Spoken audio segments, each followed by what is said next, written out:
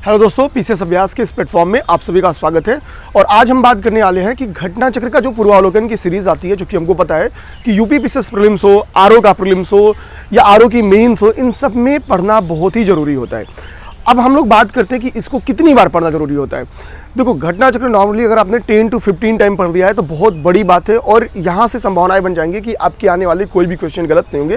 पूर्वावलोकन पढ़ना बहुत जरूरी है। आप कोई टॉपर उठा लो, 100 में से 95 टॉपर तो आपको बोलेंगे कि प्रीलिम्स के लिए घटना चक्र का पूर्वावलोकन पढ़ना है।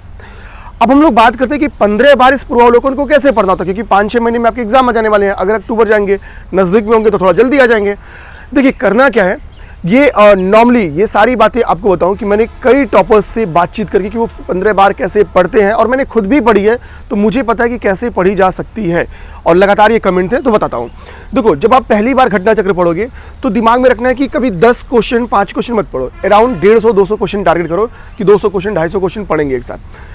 अब जब आप 200-250 क्वेश्चन एक साथ पढ़ते हो, अभी उसमें कोई टिक मार्क मत लगाओ, एक फ्लो में देखो कि आपके कितने क्वेश्चन सही हो रहे हैं, वो करते चले जाओ।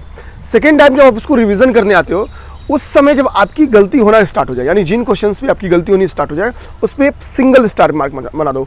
जब आप उसको सिंगल स्टार मार्क बनाओगे, इसका मतलब आपने उस क्वेश्चन को एक बार पढ़ भी लिया है, फिर भी आपसे गलत हो रहे हैं, तो उसके आगे भी गलती होने की संभावनाएं व्याप्त है। जब उस बुक को तीसरी बार पढ़ने आओगे और उसके बाद तीसरी बार में भी जो क्वेश्चंस गलत होते हैं, उन पे एक और स्टार मार्क बढ़ा दो।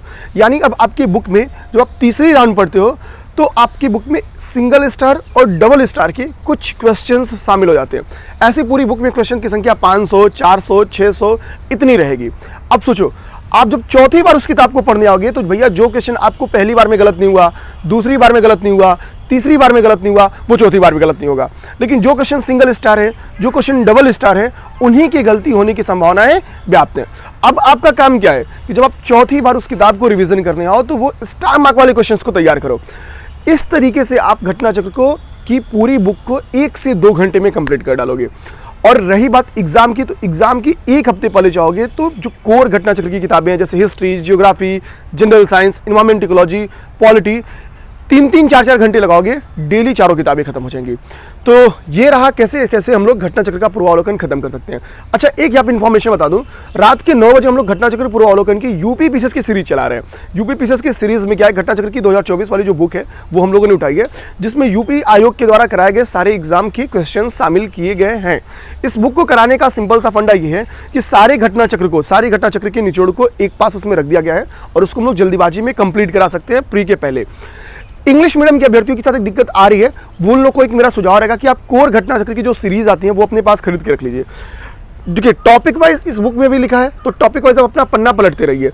आपको हर क्वेश्चन के नीचे लिखा रहता है भैया कि यूपी के किस एग्जाम में क्वेश्चन बन के आया है। 2 मिनट भी नहीं लगेगा, मतलब वो 10 सेकंड का टाइम लगेगा, आप पता कर लोगे कि कौन सा क्वेश्चन है जो सर पढ़ा रहे हैं। ठीक है, तो बहुत दिक्कत नहीं होगी, आप पैरेलल बुक के से हम लोग के साथ करते चल सकते हैं। तो अगर ये वीडियो आप लोग को समझ में आई हो, लगी हो, आपके लिए बेनिफिशियर है, तो प्लीज़ वीडियो को शेयर कर देना और चैनल को सब्सक्राइब कर लेना। जय हिंद, जय भारत।